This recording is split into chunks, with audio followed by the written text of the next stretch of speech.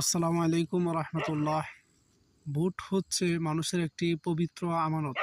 এই আমানত এর প্রয়োগ করে আপনারা একজন ভালো প্রার্থীকে আপনাদের নিজ নিজ এলাকায় নির্বাচন করতে পারেন এবং আপনার এই ভোটের মাধ্যমে নির্বাচিত প্রার্থী যদি ভালো কাজ করে তাহলে নিঃসন্দেহে তার একটি সওয়াবের অংশীদার আপনিও হতে পারেন। এবং যদি কোনো খারাপ কাজ করে থাকে তাহলে যেহেতু আপনার ভোটের মাধ্যমে সে নির্বাচিত হয়েছে, সুতরাং তারও গুনার একটি ভাগ আপনার আমলনামে আসতে পারে।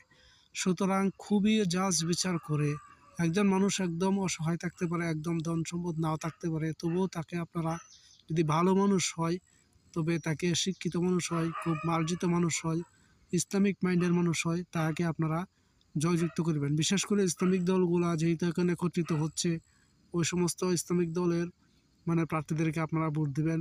যেখানে যে প্রার্থী থাকবে তাকে ভোট দিয়ে জয়যুক্ত করবেন। এবং আমরা আগামীতে বাংলাদেশকে একটি ইসলামিক রাষ্ট্রে পরিণত করতে চাই এবং একটি ইসলামী দেশ হিসাবে আমরা আগামীতে দেখতে চাই। এই জন্য প্রয়োজন আপনাদের এই পবিত্র আমানতটি সুন্দরভাবে একজন ভালো মানুষের পক্ষে যাতে কাজে লাগে, ওইভাবে আপনারা আপনাদের আমানতটা কাজে লাগাবেন।